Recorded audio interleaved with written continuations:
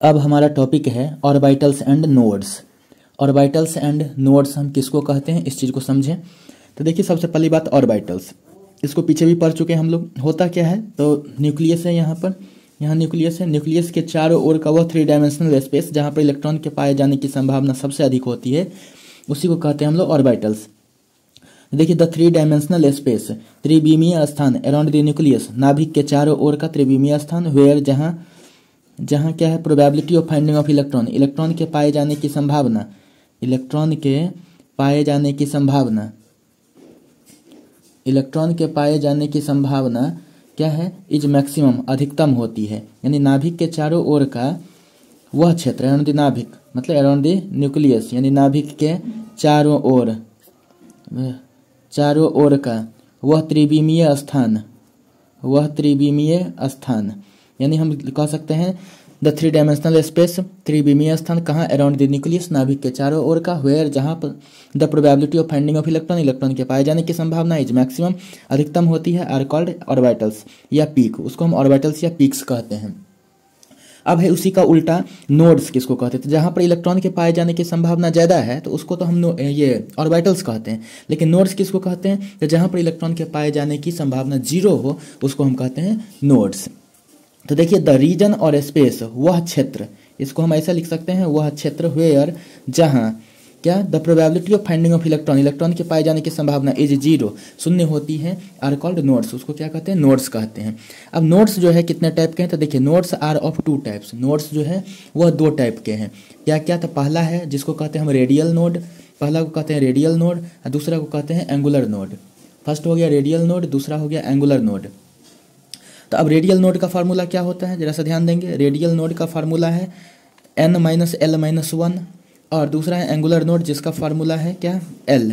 अब समझते हैं n क्या है। n को कहते हैं हम लोग प्रिंसिपल क्वांटम नंबर, n को कहते हैं प्रिंसिपल क्वांटम नंबर, और l जो है जिसको कहते हैं azimuthal quantum number. 4 quantum number में हम लोग फर्स्ट क्वांटम नंबर जो है वह किसको पढ़े थे,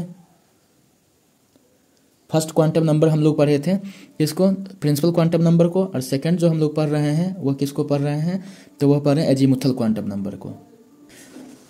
अब टोटल नोड्स की अगर हम बात करते हैं तो टोटल नोड्स इसमें देखा जाए तो टोटल नोड्स क्या है, टोटल नोड है radial node plus angular node. तो radial node plus angular node, तो रेडियल नोड जो है हमारे पास वो कितना, n-l-1, और एंगुलर नोड क्या है, l। तो -l प्लस l कैंसिल, तो n-1 बचा। अब देखते हैं 1s सबसेल में 1s ऑर्बिटल का, उसके लिए जो है क्या है, उसमें कितने रेडियल नोड्स है 1s सबसेल के ऑर्बिटल का। तो देखिए, सबसे पहली बात तो 1s है, तो 1 तो हो गया प्रिंसिपल क्वांटम नंबर, और s सबसेल के लिए l का वैल्यू 0 होता है, क्योंकि आपको पता है s के लिए l का वैल्यू 0 होता है, p सबसेल के लिए l का वैल्यू 1 होता है, d सबसेल के लिए l का वैल्यू 2 होता है, और f सबसेल के लिए l का वैल्यू 3 होता है। ये सब तो पहले भी डिस्कशन में आ चुका है। अब यहाँ पर देखते हैं 1s के लिए, तो n बराबर 1, l बराबर 0, तो रेडियल नोड कितना फार्मूला होता है, n-l-1, तो n के जगह पर कितना 1, माइनस l के जगह पर 0, -1 तो है ही यहाँ पर, तो 1 - 0 - 1 मतलब 1 - 1 बराबर 0, यानी इसमें रेडियल नोड एक भी नहीं। तब फिर दूसरा कौन सा नोड, तो angular node, angular node l बराबर कितना, तो 0। कहने का मतलब क्या, ना तो इसमें रेडियल नोड है ना ही एंगुलर नोड है, और इसलिए 1s ऑर्बिटल यह स्फेरिकल, यानी यहाँ पर कोई भी तरह का नोड नहीं, जहाँ पर भी जो भी है वो केवल इलेक्ट्रॉन ही पाए जाएंगे। नोड इसमें कुछ भी नहीं है, जो भी है वो केवल पीक है, यानी कि इसमें ऑर्बिटल्स हैं।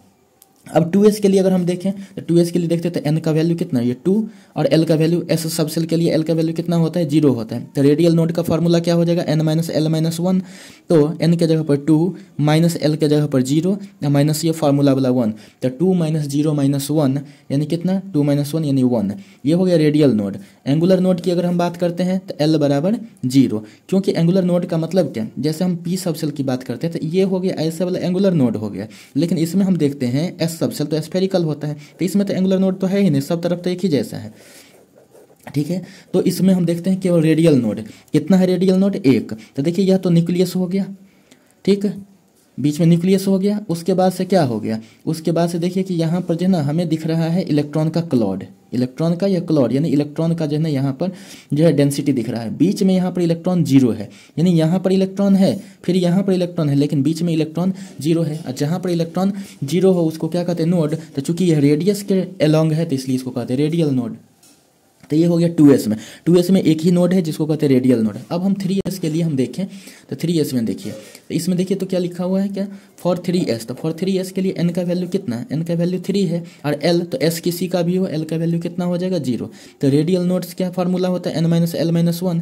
तो n के जगह पर 3 माइनस l के जगह पर 0 माइनस 1, तो 3 माइनस 1 इक्वल टू कितना 2 हो गया। अब एंगुलर नोड की बात करते हैं तो एंगुलर नोड का फार्मूला होता है एल तो इसमें क्या है 0, यानी इसमें भी एंगुलर नोड नहीं होगा, जो भी है वो रेडियल नोड है। तो रेडियल नोड की संख्या कितनी हो गई, 2 हो गई। तो देखिए यहाँ पर इलेक्ट्रॉन है तो इसमें रेडियल नोड की संख्या कितनी हो गई, 2 है। अब इसमें एंगुलर नोड तो 0 है, तो रेडियल नोड की संख्या अगर 2 है तो देखिए कहाँ कहाँ पर दिखेगा, पहले यहाँ पर इलेक्ट्रॉन हो गया, इसके बाद से यहाँ पर इलेक्ट्रॉन हो गया, लेकिन इस दोनों के बीच में जो ये व्हाइट वाला जो पोर्शन दिख रहा है यहाँ पर कोई इलेक्ट्रॉन नहीं है। तो इलेक्ट्रॉन नहीं है तो इसको कहते हैं नोड। इसके बाद से फिर यहाँ पर इलेक्ट्रॉन है, फिर इलेक्ट्रॉन का क्लॉज है, इलेक्ट्रॉन की डेंसिटी यहाँ पर है, इस दोनों के बीच में जो ये व्हाइट वाला है यहाँ पर इलेक्ट्रॉन नहीं है, तो यानी कि ये दूसरा नोड हो गया, या पहला नोड हो गया। इसलिए चूंकि ये रेडियस के अलॉन्ग है तो इसलिए इसको कहते हैं रेडियल नोड कहते हैं। तो इसमें 2 रेडियल नोड है, एंगुलर नोड कोई भी नहीं है। अब अगर हम 2p के लिए देखें तो 2p के लिए क्या है, तो n इक्वल टू कितना 2 है बगल में, तो n इक्वल टू 2, और p सबसेल के लिए l का वैल्यू कितना होता है 1, अभी दिखाए थे आपको। अब देखिए तो रेडियल नोड का फार्मूला अगर देखते तो n माइनस एल माइनस 1, तो n के जगह पर कितना है 2 है, n के जगह पर 2 है, l के जगह पर 1 है, तो n मतलब 2 माइनस 1 और ये फार्मूला वाला 1, तो 2 माइनस 2 इक्वल टू 0, यानी इसमें कोई रेडियल नोड नहीं। लेकिन एंगुलर नोड की बात अगर करते हैं तो एंगुलर नोड l बराबर कितना, यह 1 हो गया। अब इसको अगर पिक्चर से देखते हैं तो सबसे पहली बात क्या, अगर हम p सबसेल की बात करते हैं तो इसका जो शेप होता है वो कैसा होता है, डम्बेल होता है। तो इसलिए हम 2p की अगर हम बात करते हैं तो देखिए जरा सा, जो भी नोड है अगर हम इसको हम 2p कर रहे हैं तो इसमें जो भी नोड है वह कहाँ पर है, यह नोड एक यह सिंगल ये है, ये जो नोड है यहाँ पर इलेक्ट्रॉन के पाए जाने की संभावना 0 है, यहाँ पर इलेक्ट्रॉन है ही नहीं। तो यहाँ पर इलेक्ट्रॉन नहीं है बीच में, इस इधर से इलेक्ट्रॉन है, देखिए ये सब इलेक्ट्रॉन है, इधर इलेक्ट्रॉन है, इधर इलेक्ट्रॉन है, इलेक्ट्रॉन का डेंसिटी, लेकिन ठीक बीच में यहाँ पर इलेक्ट्रॉन नहीं है। तो इसके वजह से हम ऐसा कह सकते हैं कि यहाँ पर यह जो हो गया यही एंगुलर नोड हो गया, यही एंगुलर नोड हो गया, रेडियल नोड तो 0 है। अब इसी तरह से अगर हम 3p का देख लेते हैं, 3p का तो इसमें क्या सब होता है, तो 3p के लिए देखिए तो n का वैल्यू कितना हो जाएगा, n का वैल्यू 3 हो जाएगा, और l का वैल्यू कितना हो जाएगा 1 हो जाएगा। तो n का वैल्यू 3, l का वैल्यू 1, तो इसलिए रेडियल नोड का अगर हम फार्मूला लगाएं तो रेडियल नोड का फार्मूला क्या हो जाएगा, n माइनस एल माइनस 1, तो n के जगह पर 3 माइनस एल के जगह पर 1, ये फार्मूला वाला 1। तो यहाँ से देखिए तो ये हो जाएगा 3 माइनस 2 यानी कितना 1। और एंगुलर नोड की अगर हम बात करते हैं, एंगुलर नोड की बात करें तो एंगुलर नोड देखिए तो l के बराबर होता है, जो l का वैल्यू कितना है 1 है। अब अगर इसी चीज़ को अगर हम जो है पिक्चर में देखना चाहेंगे तो देखिए कैसे दिखेगा पिक्चर में। तो पिक्चर में अगर हमें देखना है तो इसको इस तरह से दिखाते हैं। तो सबसे पहली बात क्या, ये तो डम्बल शेप जैसा, ठीक है, तो यहाँ पर तो इलेक्ट्रॉन है, इसमें यहाँ पर इलेक्ट्रॉन है। इसके बाद से देखिए यहाँ पर तो इलेक्ट्रॉन है इसमें भरा हुआ, तो यहाँ पर इलेक्ट्रॉन के पाए जाने की संभावना ज़्यादा है, तो ये सब क्या हो गया, ऑर्बिटल्स हो गए। लेकिन ये जो पोर्शन है ये वाला जहाँ पर इलेक्ट्रॉन ये जो है ज्वाइंट, वहाँ पर इलेक्ट्रॉन नहीं है, तो यही क्या हो गया एंगुलर नोड। इसको हम क्या कहेंगे, एंगुलर नोड। तो रही बात कि एक रेडियल नोड भी तो इसमें है, तो वो कहाँ पर दिखेगा, तो देखिए रेडियल नोड कहाँ पर दिखेगा, इसी का ऐसे समझेंगे या ऐसे समझेंगे, इसको ऐसे समझना है।